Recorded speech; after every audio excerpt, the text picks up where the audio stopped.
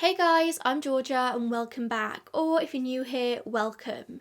If you're not already and you like what I'm doing here, then please make sure you click on that subscribe button down below so you can come back to my channel next time I upload a new video. And the same goes for my podcast listeners as well. Make sure you're actually following my podcast on whatever platform you're listening on.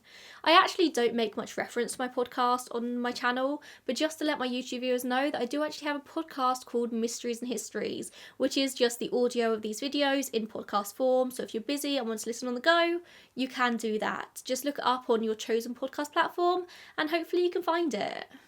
Today I have a piece of history to share with you that is genuinely so disturbing that when I first heard about it, I struggled to believe this could have been real. Like, I do cover a lot of really dark stuff on my platforms, I've heard it all, but today we're going to be talking about the horrific things that happened at the Walter E. Fernald State School in Waltham, Massachusetts, and how the children attending said school were used as guinea pigs in radiation experiments conducted and overseen by MIT, Quaker Oats, yes, breakfast Quaker Oats, and likely the USA government. How was this allowed to happen? Well, it's a domino effect of events starting all the way back in the late 1800s, fueled by the eugenics movement. I do have plans at some point to do a whole video on eugenics, but it is a very big and intimidating topic to try and cover in a single video, so I do keep putting it off. But in more simple terms for this video, eugenics is an incredibly controversial and immoral method of improving, in air quotes, the human race, developed largely by a British man called Sir Francis Galton in 1883, with him claiming that health and disease as well as social and intellectual characteristics were hereditary. Eugenicists believed that through selective breeding the human race could be perfected, that the most desired heritable characteristics could be selected in order to improve future generations. The idea didn't really take hold until the 1920s, when biologists and social scientists really started to seriously study this possibility, and from there it became a global movement. Countries all around the world were intrigued by this idea, including the UK, the USA, Italy, Mexico, Canada, Germany and more. Governments hoped that through the application of eugenic knowledge, through the understanding of emotional, physical and intellectual human traits, they would be able to eliminate mental illness, they'd be able to eliminate feeble-mindedness, physical disabilities, moral delinquency, crime and physical illness. However, these are all incredibly subjective things. How do you define what makes somebody feeble-minded? At what point is a physical disability considered bad enough? How do you define moral delinquency? What kind of rules or religion do you follow for that? Plus, environmental factors, nurture lends a hand to so many of these things. Poor housing, poor nutrition, bad education. Not that eugenicists really cared though, because their goal was to simply create the ultimate human race. Yes, it really was as bad as it sounds, because of course all the scientists heading up this eugenics movement were white men, and their definition of what made a perfect human was hugely influenced by racism, xenophobia, anti-Semitism, homophobia, colonialism, sexism, ableism, every other ism you could think of. The perfect human was a white man, and anyone not white was considered inferior. And they weren't about to let the fact that science and genetics didn't even work in this way get in their way. Whilst there was interest in the eugenics movement in a number of countries, two in particular do come up time and time again in all the literature surrounding it, and that's the USA and Germany. One of the most well-known applications of eugenics was in Nazi Germany, where one of the main goals was to cleanse the German people, to create the Aryan race. Obviously, this isn't a whole video about eugenics, that will come eventually, I swear, but in a nutshell, that's what the Holocaust was about. Hitler and the Nazi Party's effort to eliminate Jewish people, as well as other marginalised ethnic minorities. But quite often in the discussion around the Holocaust, the fact that individuals with disabilities and LGBTQ+ people were also killed is often forgotten about.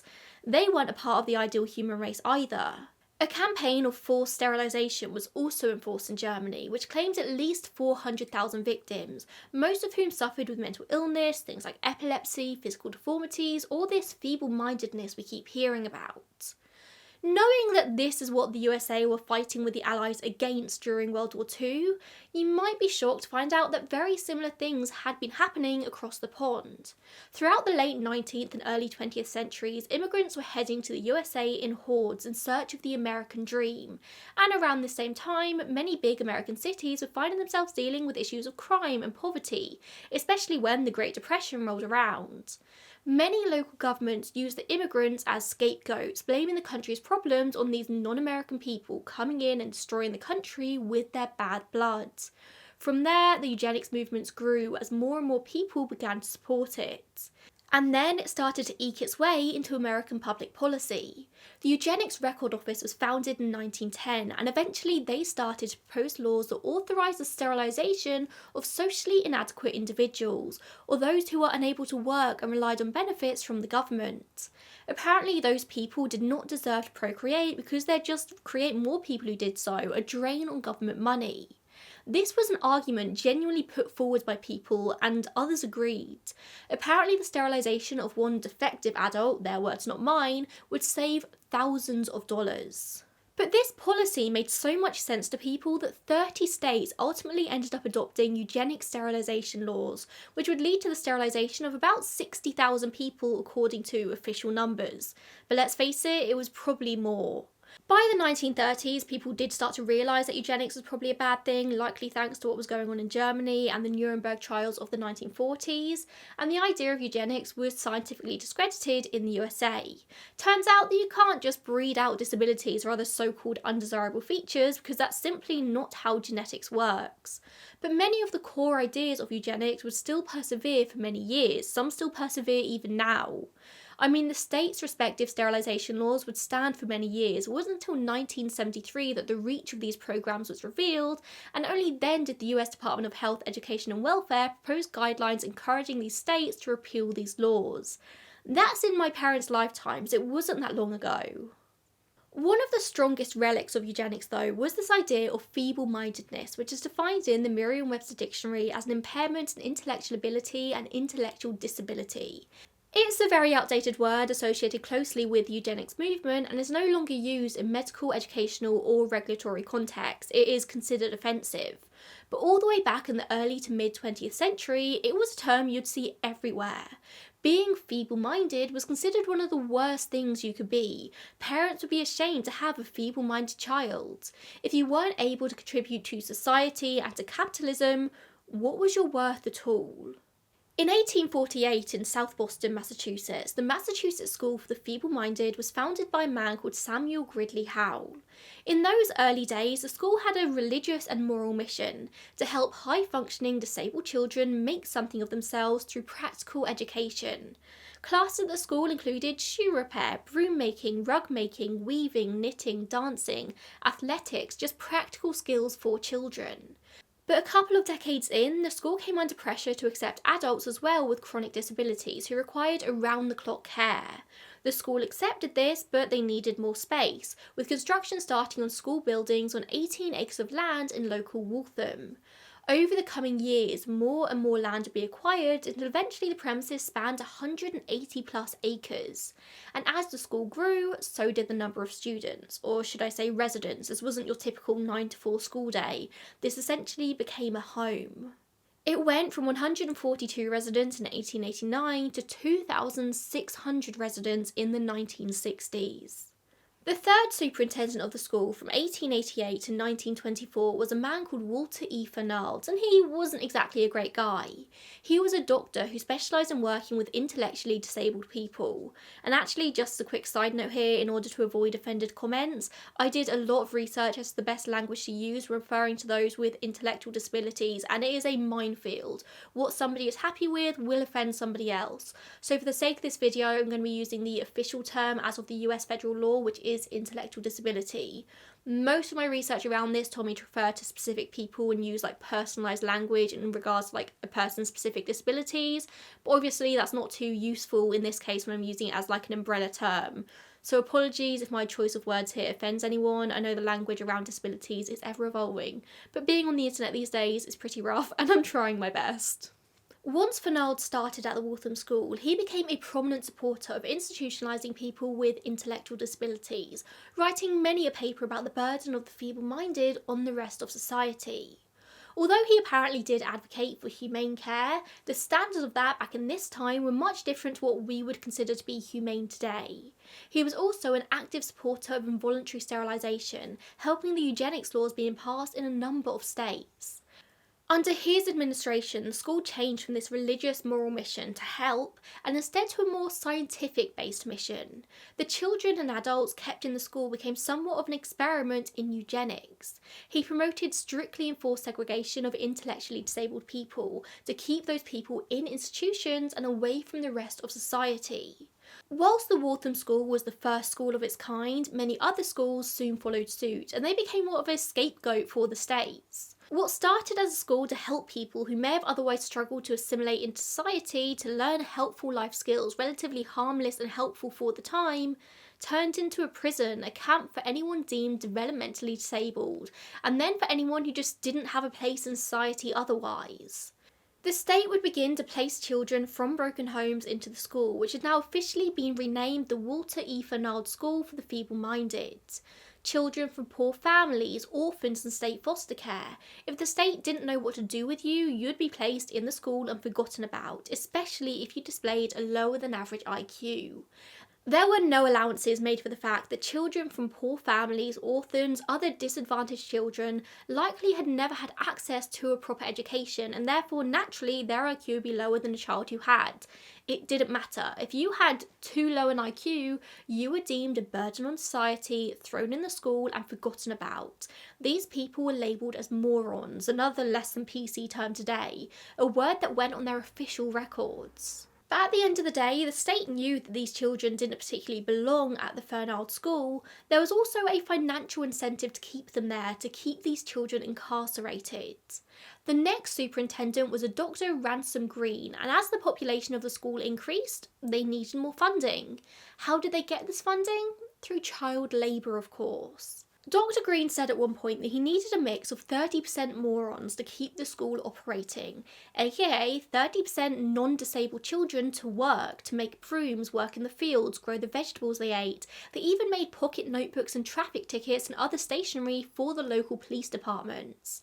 Yes, everyone knew what was going on here, including the police. In an average month, these children made about 350 towels and linens, 150 brooms, and 25,000 pieces of stationery, all given to government agencies. The local governments had a big reason for keeping the school going because it saved them money. This wasn't a school, it was a prison camp. One of these children was little Fred Boyce. When he was 8 years old in 1949, his foster mother died and he was left to the care of the state of Massachusetts. They couldn't be bothered to look for a new home for him, so they threw him in the Walter E. Fernald School. But they did need a reason to do so they gave Fred an IQ test. Now this is a kid who had been neglected as a child, shipped from foster home to foster home. He'd never even had so much as an opportunity to hold a crayon. So when he took an IQ test and it showed as being ever so slightly below average, people should have been amazed that a boy with no formal education was only slightly behind his peers. Instead, he was thrown into the Fernald School, where he would remain for the next 11 years in institutional care. Decades after he was eventually released, Fred spent a lot of time talking publicly about his experience. He said 36 children slept in a single room with the beds jammed up next to each other. Despite this being a school, there was no education, no affection. They were forced to urinate in buckets. By many accounts, the attendants who worked there were the sick ones. The moron kids would be forced to work all day, every day, whilst the genuinely disabled children, whether physically or intellectually, would be subject to treatment worse than you can even imagine. Fred said the children at this school weren't even treated as part of the human race. They were told they were never supposed to be born. They were treated as less than animals. There was no education, no affection, just abuse of every kind. Sexual, physical, mental, emotional. They were told that this was their life and there was basically no chance of them ever being able to leave. Another boy called Joe Almeida was dropped at the school by his father when he was just 8 years old, just left in the hallway. From there, Joe would also be labelled a moron and would be forced into manual labour. Although the children would spend their mornings in what was called the schoolroom, little actual education took place. There was no curriculum, no steps towards actual learning. It seems this was just a checkbox that the higher-ups had to tick, the children sitting the first year of school multiple times in a row. They were never actually taught how to read or write. Joe Almeida had one of the most unusual and horrifying jobs at the school. When the most severely disabled children or adults, as there was also an adult ward, would die, their bodies would continue to belong to the school. Joe was in charge of slicing their brains into thin slices so scientists could study them under the microscope. And decades later, when he went back to the school with CBS as part of a news story, he found these slices still there, untouched. All that pain and trauma, for what? Of course, over the years, some of the braver children would attempt to escape, to run away, but they never really got very far. Fred tried it one time and simply got brought back by the authorities before being thrown into the school's Ward 22 as punishment. You might be able to guess, Ward 22 wasn't a standard ward, it was the school's prison, where children would be thrown into single bare cells naked with nothing but a mattress. It was solitary confinement, the cruelest of punishments. As I said, Fred spent 11 years locked up at Fernald all through the 1950s, and he was finally released in 1960, aged 19 years old. He had no life experience, no education, no social skills, no knowledge as to what it was like to live in society. But by this point, the public had started to fight back against the idea of eugenics, and Fernald was running out of an excuse to keep people locked up. At 19, Fred went in front of a panel of doctors, social workers and psychologists who all reviewed his case, and they decided that he could be paroled. Paroled like it was indeed a prison. So Fred, now an adult, was freed. Despite not knowing how to really function as an adult in society, it was still a million times better than staying in the school. He said it was hard for him to get a job, especially when people found out that he'd been released from a school for the feeble-minded. Nobody wanted to hire a moron, a label that stuck with him literally on his record for the rest of his life. Despite this though, Fred did manage to get a job on the carnival circuit, and he travelled around the country, and he did make something of himself. But he could never get back the childhood that had been ripped away from him. Joe was also released the same year as Fred, but he wasn't able to escape the school in the same way. He said he always felt drawn back there, it was the only home he'd ever known. In his 40s, he actually applied for a job back at Fernald, by which point only the seriously disabled remained, and he worked there as a driver for 20 years. As he said to CBS, he felt like they owed him. They took away his childhood and his education, they deprived him of love, so now they owed him a job. But it would turn out that that wasn't all Fernald did to these children. More than 30 years after they'd been released, Fred was listening to the radio one morning and heard about how Fernald had been using children as human guinea pigs. Now, there are many conspiracy theories around what really went on at Fernald, the kind of human experiments that might have taken place, but the vast majority of these do remain as that, just conspiracy theories. But it's not that unbelievable, because we do know for sure about one such experiment that happened. From 1949, a group of boys who believed they were part of a special science club were fed radioactive milk by MIT researchers in conjunction with the breakfast brand Quaker Oats. So in the late 1940s, there were two main cereal brands fighting for the public's attention, and that's Quaker Oats and Cream of Wheat. And this is at a time when the public were very dubious of cereals thanks to recent research that revealed high levels of phytate, which prevents the absorption of iron and calcium. Cereal brands had their work cut out for them to keep the public buying their products. On the back of this, MIT, the Massachusetts Institute of Technology, decided to look into how the human body absorbs essential minerals and vitamins, and Quaker Oats jumped at the chance to fund this study. MIT also managed to get grants from the National Institute of Health and the Atomic Energy Commission, and then they formed a plan for their experiment. They were going to recruit 40 children from the Fernald State School and feed them with cereal with radioactive tracers to trace the meal's movements throughout the body. But these children were never recruited to this study. The word recruit suggests that they knew what they were signing up for. The children, including Fred Boyce, were actually told that they had been chosen to become part of a special science club, enticed with offers of extra food, being able to eat away from the other boys, and even tickets to see the Boston Red Sox. They didn't know what was going on, they just knew they were getting more food, and that was enough to make any child at Fernald excited. And even if they did know what was really going on, a child simply cannot consent to something like this. But after convincing the children to join the science club, it said that MIT sent out letters to all the children's parents for consent. However, many of these children had been abandoned by their parents and they hadn't seen them in many years, and many others, like Fred, didn't have any parents. That's how they ended up here in the first place, thrown there by the state. Who did they ask permission for on Fred's behalf? Well, one boy later recalled having to sign his own permission form, but of course he'd never been taught how to read or write. He had no idea what this form said. He just did as he was told, because if he didn't, he'd be punished. And the letter that they did send out to some of the parents very much seemed to underplay the experiment, making no mention of the radiation or the potential dangers. An excerpt of this permission slip reads, MIT and this institution are very much interested in various aspects of nutrition, particularly how the body absorbs various cereals, ions and vitamins. We are considering the selection of a group of our brighter patients, including child's name, to receive a special diet in the above mentioned substances for a period of time. These studies will cause no discomfort or change in the patient other than a possible improvement. Over the course of several weeks, the children, all aged between 7 and 17, were fed large quantities of Quaker oat cereal, coated with radioactive chemicals to allow researchers to trace it through the body. They would then be made to defecate into a bucket. The results apparently showed that the iron absorption rate rivaled that of their rival company, which Quaker Oats was very pleased with. And then some months later, another series of tests were done as well, this time to look at calcium intake instead of iron. 36 children were given breakfast cereal with milk, complete with a radioactive tracer. Again, they found that oatmeal and milk provided a sufficient level of calcium. And then there were a third set of experiments looking at what happened to calcium in the bloodstream. 9 children were injected with syringes of radioactive calcium. And the conclusion of this experiment did lead to research around osteoporosis around the world, but that's not the point. Luckily for the children involved, the radioactive tracers actually were relatively safe. It was later found that each child was exposed to 170 to 330 millirems of radiation, which is roughly the equivalent of receiving 30 consecutive chest x-rays. You receive a higher amount of radiation when you get a full body CT scan, so it's not an amount of radiation that's going to kill you, and research is still iffy to this day what the medical effects of that would be, but it does seem like a child exposed to that kind of dose would have a 1 in 2,000 chance of contracting cancer, which is minimally higher than the average rate.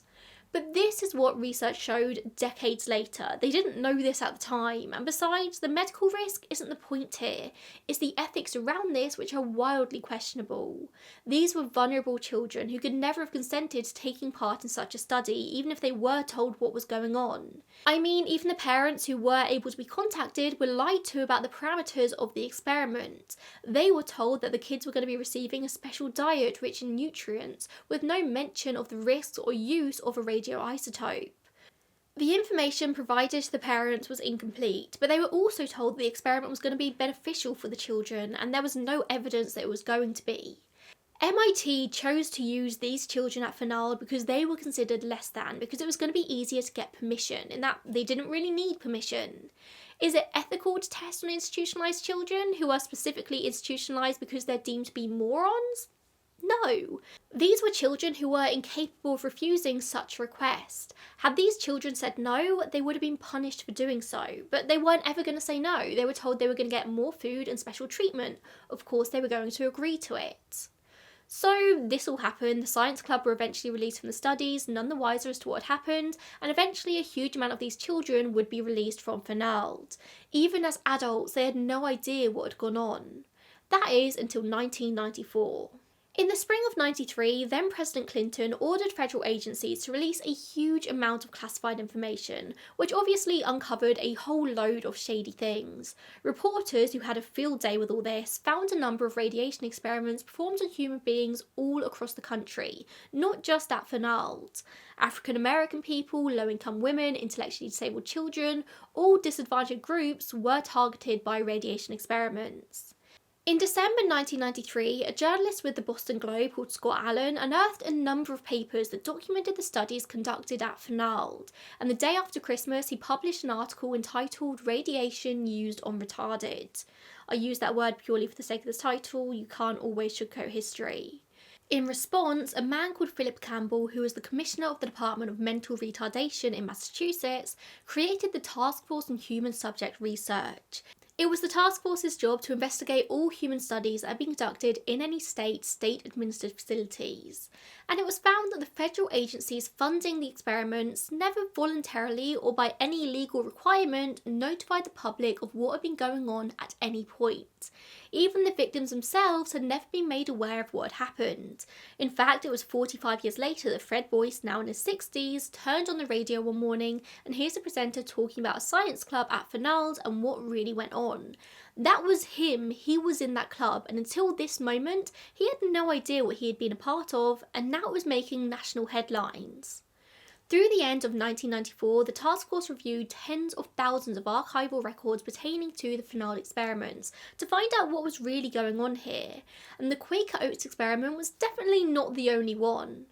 4 experiments from 1925 through to 1961 conducted at Fernald and another local state school called Wrentham consisted of investigations of thyroid function using iodine-131, which is one of the most dangerous products of uranium.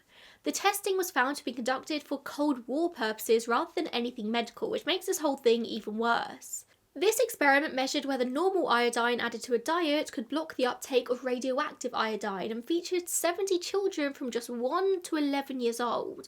Like, it keeps getting worse, and these are just the experiments that we know of. Shockingly though, when referring to just the Quaker Oats experiment, the task force did find that according to the rules and regulations of the time, the study did meet or exceed the standards of their day in terms of official authorization protocol and in terms of paperwork. From that aspect, they'd done everything properly and in fact had gone above and beyond. The researchers had received permission from the correct authorities, they funded the experiments ethically, and they authorized the use of the radioactive materials. By the terms of this time, they had also received permission from the parents and or school administrators who had legal guardianship. But does this mean it was right? Well, the task force certainly didn't think so, and they all agreed that fundamental bioethical standards had been breached in these experiments. A majority vote conceded that the human rights of the children had been violated and that an immediate apology should be made to all unwitting participants. It was difficult because this experiment predated a lot of the 90s rules and regulations. The task force had to try and figure out the intent of the researchers. Had the researchers truly believed at this time that they had the valid consent of every research subject? Had they purposefully omitted information pertaining to the use of radioisotopes, or was that unconsciously done? Had they deliberately chosen people with disabilities for this dangerous research? Would they have dared to do the same for non-disabled people? At this point in time, informed consent wasn't a thing. It wasn't until 1953 that the National Institutes of Health created the first federal policy protecting human subjects. This area at the time just wasn't subject to any regulations. All in all, it was a minefield of questions to be answered by the task force, for which they'd never be able to get any watertight answers. The first Senate hearing concerning all of this was actually held very early on January 13th, 1994. I did actually find the transcripts of this hearing, so I'll link that down below. It is 61 pages long, so I'm not going to be able to share every detail, but highlights of this include statements made by Charles Dyer, who was a member of the science club at Fernald. Dyer said that he was given a Mickey Mouse watch by the researchers for attending the breakfast meetings, as he called them. He said that him and the rest of the participants were never told why they were eating separate food or drinking milk, just that the researchers were putting vitamins in it. He said they also had to have their blood taken regularly and they were weighed constantly on top of everything else. In terms of the permission slips, another ex-student called Austin LaRock said that if his parents signed any consent forms, he'd like to know who they are, and Charles Dyer agreed with this statement. These were kids who didn't even know the names of their parents. Dr. Bertram Brill was also questioned. He was the research director and professor of nuclear medicine at the University of Massachusetts Medical Center. He stresses how researchers at this time were highly ethical people who were chasing scientific information that they thought were going to benefit people, so they wouldn't have known they were doing anything wrong.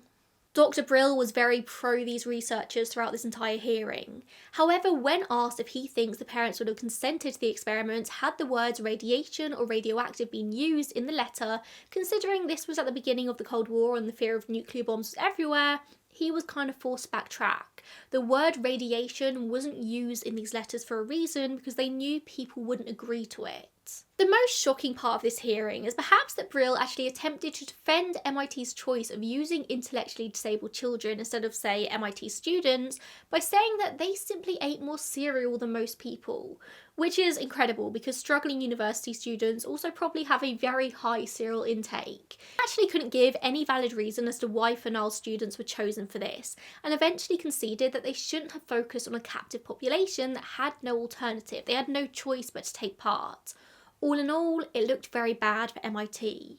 At the conclusion of the Senate hearings, ads were placed in newspapers across the state, imploring people who had been a part of this science club to come forward, and they did.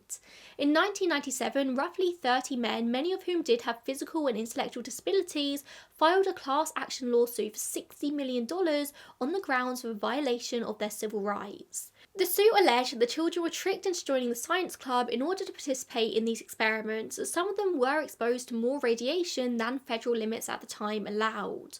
A lot of this case did hinge on the consent letter, which neglected to mention that radiation was involved in this. MIT actually really stood their ground on this, and they refused to back down for a really long time, saying that its researchers acted properly under existing standards of conduct, as well as saying that the levels of radiation weren't harmful and it was only equal to the natural radiation people are exposed to every year, and that the students suffered no significant health effects as a result. But that's not the point. Even back in 1994, when all this first came to light, MIT's president, Charles Vest, apologised for the way the experiments were conducted. But during the civil suit, the vice president of research, called David Lister, told the press, "I got quite a dose of x-rays every time my parents took me to the shoe store, far more than the people got who participated in some of these studies 40 years ago. Does someone owe me an apology and perhaps a monetary settlement?" Yeah, it seemed like he hadn't quite grasped the point here. It's the ethics of doing this to children who can't understand what's going on, who haven't consented. The whole experiment was ethically awful. If what was going on was totally fine and dandy, why was there this air of secrecy surrounding it all? But we can't forget MIT weren't the only ones involved here. Quaker Oats had a part to play as well, but they continued to deny that they played a large role here, simply saying they provided the cereal and gave a small research grant to MIT. Were they aware of the extent of this experiment? Well, we don't know. They deny it. In conclusion to the civil suit, MIT settled for $1.85 million, which is a far cry from the $60 million the men were asking for, but still they paid some money to be shared between all the plaintiffs. It wasn't huge, but it was an admission that perhaps what happened wasn't right. I mean, nothing about this story was right, from the school's existence all the way through to the experiments and the way it was handled when it all came to light. Were lessons learned from this? I hope so, but honestly, the National Research Act of 1974 had already been enabled for 2 decades by the time this all came to light, protecting Americans from unethical experiments. And the Fernald School is now closed for good, with no remaining residents. As of June 2013, they had 13 residents living on the ground, the oldest of whom was 84 years old and been living there since 19.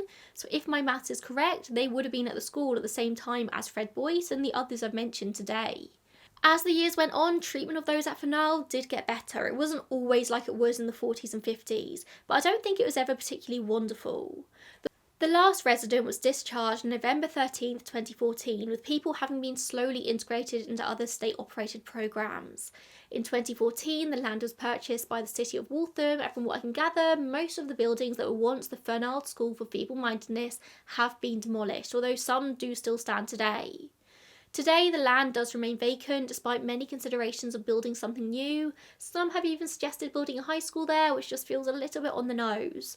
I just hope that former residents have managed to make peace with their past, that they're happy now. Thank you so much for tuning in today. Like always, if you have any requests for cases that you want me to cover, please do feel free to contact me and let me know what they are, and I will see you in the next one. Bye guys.